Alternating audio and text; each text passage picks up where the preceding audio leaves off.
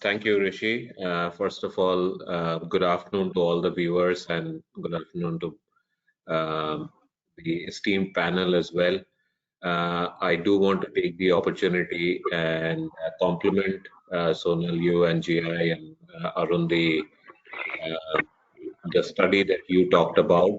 Um, and to me personally, a topic such as mental well-being is very, very key. As you know, Rishi briefly talked about, uh, I've been associated with very closely with a startup of some very, very bright young guys wanting to do something on the mental well-being area called Tatsam. It's personal, it's of very key interest, and I'm delighted to be a part of the conversation today and help move this in whichever way possible.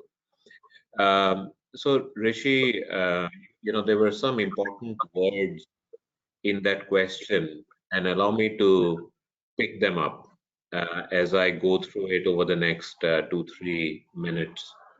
Uh, the first word was understanding, uh, mental well-being. The second word to me that jumped out was recognizing mental well-being. And the third was, therefore, what should we do? And allow me to share, some of you um, are way more qualified, but I can only share what I have experienced as a practitioner of, human resources in my previous organizations and now.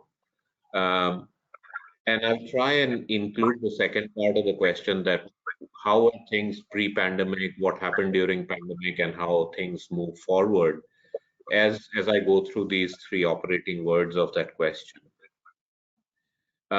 Pre-pandemic, and this is a little to do with the word called understanding. And if, if I can visualize this, on one side is the community that should understand this a little better.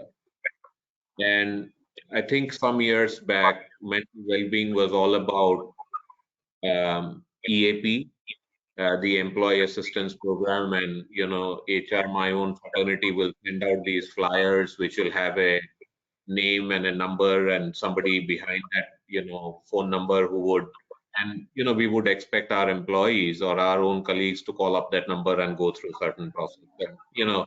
And then you had things like somebody would say, basic difference between, I don't know if people understand the difference between wellness and well-being.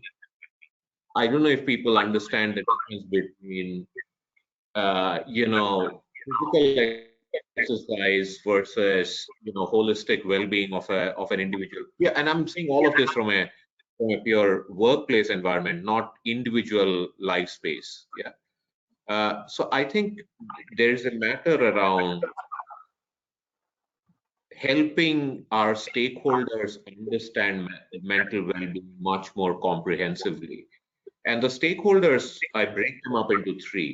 One are the leaders themselves, which I think the report calls out in spades. Second is the fraternity of human resources themselves. And third is the larger employee base. And the second part of understanding on the other side is, what exactly is well-being? Is it EAP? Is it wellness? Is it exercise? Is it much more holistic? And so that's the part around understanding. Let me move towards recognizing. I'll take a very specific example. In my previous organization, when and we were right in middle of the pandemic, I was very hesitant to launch a survey for the first time, asking our employees to talk about what they feel about mental well-being. And there were, I think, all of 19 questions. I was hesitant that the reporting would be less than 6-7% of people. When I saw the report back, and we gave a window of 72 hours, 53% of people responded. And I had close to about 60,000 different responses that came in against those questions. But what was extremely interesting was the average time spent by an user to answer that question. So the questionnaire should have completed in 6 minutes. The average time that I saw was 19 and a half minutes. And there was no drop off in the number of people who answered question number one and question number maybe 14 or 15, which meant that it was important. Now, as I sort of look at recognition, the point I'm trying to make is that I think we all recognize it today. We all, if we are responsible leaders, we recognize it. I think the issue is about quantifying it as to what it really means and deeply understand the quantification. And I think because quantification is not that clear, progress or impact of it on a P&L is not understood by the leader. And thereby, whenever something important comes up, the first thing that you want to throw away is a topic of this nature. So I think, that's how I really see it, that all good folks in whichever work, space they are in, they recognize it. It is just that our ability to better quantify it and thereby measure it on a sustainable level. And lastly, what should we do on both the sides, which is understanding as well as recognition.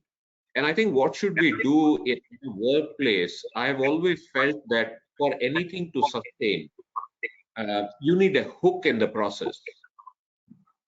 And the hook has to be found quite thoughtfully. On the understanding side, I think I see that over a period of time, my sense is engagement and well-being will come together. Uh, uh, that's my personal sort of sense or evaluation of how this whole thing is moving. So we've been making progress around employee engagement, which is going towards experience, etc. But I see that for it to become a little more holistic, well-being will get subsumed under overall employee experience and engagement, and those two fields may come together. And on the recognition side of things, and this is possibly the most important point from my side, and I've thought about it quite deeply. On the recognition side, I think one of the things that employers should consider is not to view well-being as a individual matter, but as a group matter. What I mean by that is when we force an EAP and say that if you are vulnerable, call this number, I think what happens is we isolate somebody even further because he or she is vulnerable and then view that individual in a particular way. If I start to view this whole thing in a collective and a group manner, because see, all of us, irrespective of what level of mental well-being fitness we have, we can get better. So if I can get better at engagement, why can't I get better at a group level when it comes to well-being? And what it does as a process is it takes the individual taboo and the resistance away to some extent. And I think recognizing this as a group matter to improve upon, irrespective of which level of scoring we are, I think would be something worth a try. So that's what really I think about the long answer to your question, Richie. Back to you.